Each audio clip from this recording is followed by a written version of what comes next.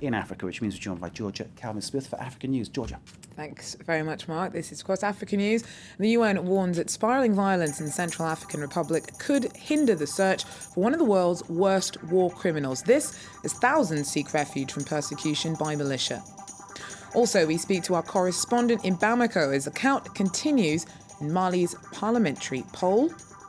And we head to Benin for a look at a new contemporary art museum that hopes to enrich the nation by putting the spotlight on the regional artists' creative works. First up, though, worsening violence in Central African Republic could hamper the search for a notorious Ugandan rebel leader, says the UN Security Council.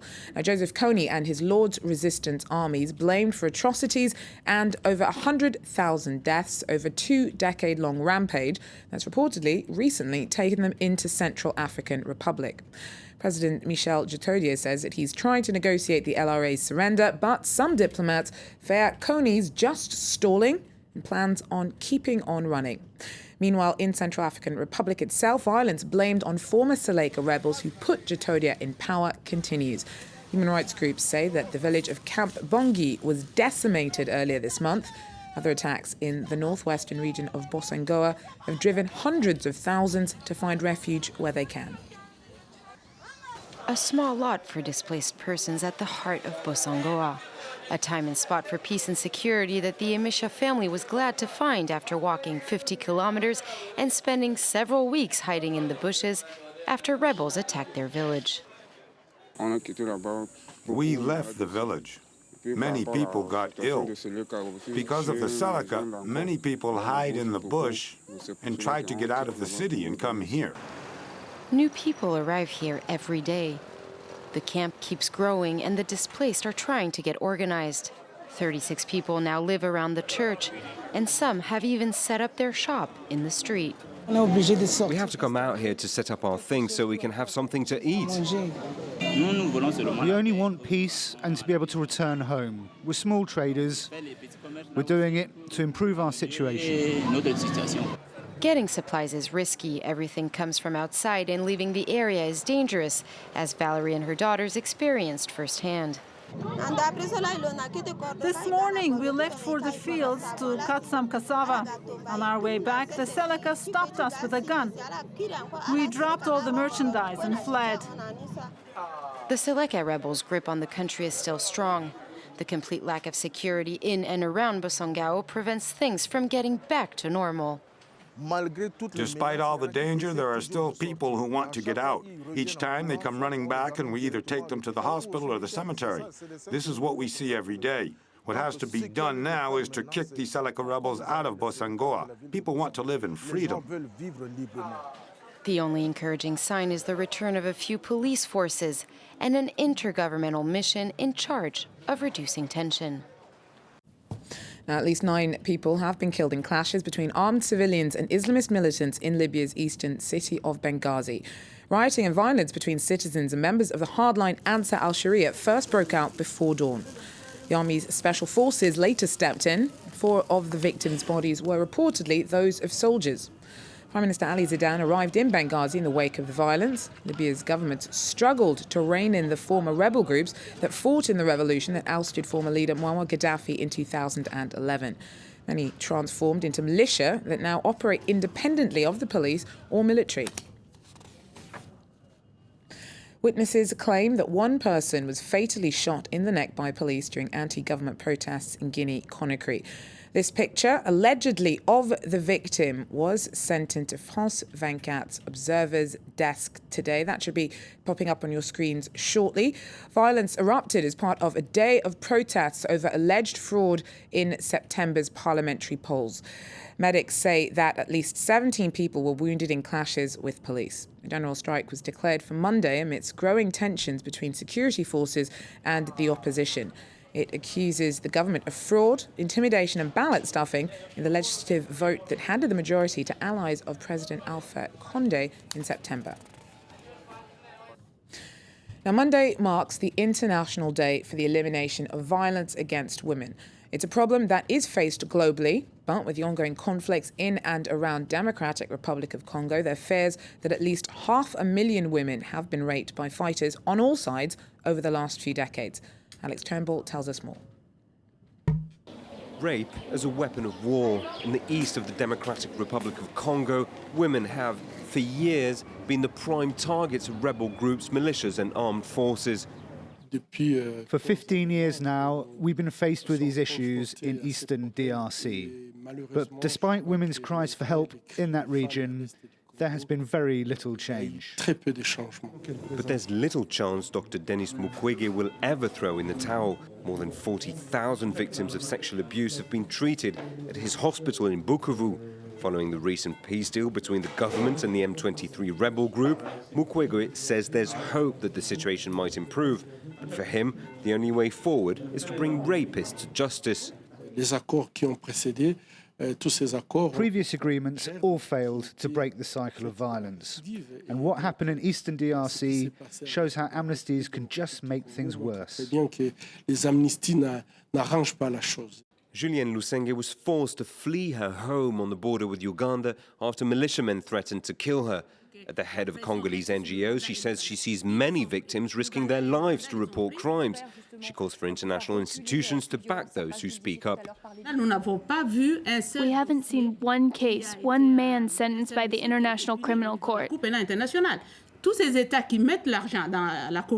All these countries that fund the ICC, how could they help us to get this machine to work properly until somebody is actually punished and serves as an example? The day may throw a spotlight on the issue of sexual violence. Campaigners like Mukwege and Lusenge will continue working for those women, hoping to live out their lives free from fear and harm.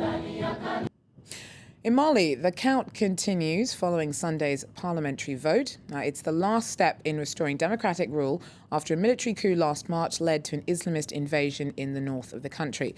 A runoff vote is expected next month, and observers have said that Malians have a moral duty to participate in the process that's aimed at getting the country back on track. Well, France 24's Nicolas Chemin is in Bamako for us. He tells us more about the turnout. We don't have any official results, but what we have are the figures from APEM, which is a network of NGOs who had nearly 4,000 observers here on the ground, and their figure is a turnout of 31% at the national level, of 22% for the capital, Bamako. You can compare that figure to the 50% of the presidential election. We call the three main parties here the RPM of President IBK. They hope to have a strong majority in the next parliament. Just a few minutes ago, I was on the phone with Soumaïla Cissé, the challenger of IBK in the presidential election. He's also very confident. And finally, we spoke to Adema, which is the main Malian party here. And like the other two parties, it believes that there will be many cases of runoffs here in Mali, that very few lawmakers are going to win immediately after the first round. Now, Nicholas, how are observers feeling about the transparency of the elections? Well, today we heard from several observers from the European Union, from ECOWAS, the regional bloc, from the Francophone organization, and they all said the same thing, that globally there had been no major problems, that there were simply a few incidents in northern Mali. For example, in the region of Gundam, ballot boxes were stolen. Louis Michel, the head of the European Union observers, he called on all Malians to mobilize strongly on the 15th of December for the second round, because, of course, the higher the turnout, the higher the legitimacy of the 147 new Malian lawmakers. France 24's Nicolas Chemin there for us in Bamako. Now, Africa's first museum dedicated solely to contemporary art has opened its doors in Benin. The Zinzu Foundation was set up in the southern city of Ouida in one of the country's poorest regions. Now, the hope is that the works on show will enrich the nation by shining a spotlight on its people's creativity. France 24's Caterina Vitozzi went to have a look for us. Ouida, a town steeped in history, infamous for being a key stopping point along a former slave trade route and known as the world's centre for the voodoo religion. But those who come to learn about the past can now find the present and the future here in a building constructed by the African-Brazilian descendants of former slaves. Inside, the Zinzu Foundation has opened Africa's first museum of contemporary art.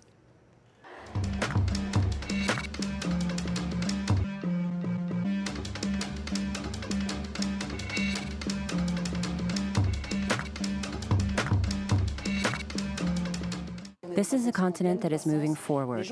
People are starting to realize that, and I think that contemporary art in Africa can be regarded as a current creative movement.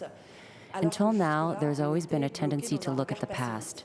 Today, perceptions, African perceptions, are opening up, and it's that new forward trajectory that the rest of the world will follow. The Foundation's permanent collection features works that take visual cues from the past and transform them to offer a fresh perspective on the present. What do people want? They want to fix the roads. Look, there are so many holes, it's difficult to get around. It's not just about the work per se and its design. This is art that breaks tradition. It understands, masters rules, and moves on. The contemporary artists here are creating their own traditions. Drawing, sculptures, even the artists themselves are put into unfamiliar contexts.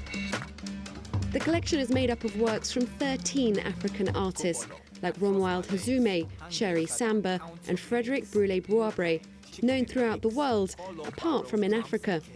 To help bring their works to audiences here, entry to this museum is free. Great stuff. That wraps up African News, though. I will be back with more tomorrow, Mark. I would like to see some of the artwork around our building. I think it's absolutely That would definitely brilliant. brighten up the place. It'd be great, wouldn't it? It would be great. We're going to talk to some people in charge, as you always say. Use your influence, Mark. If I have any. Georgia, thank you very much indeed. Georgia Calvin-Smith with Africa News there. We're taking a short break. After that, we're back with another World News update. We've got sport, also the latest instalment in our tour of the Maghreb. Stay with us. So,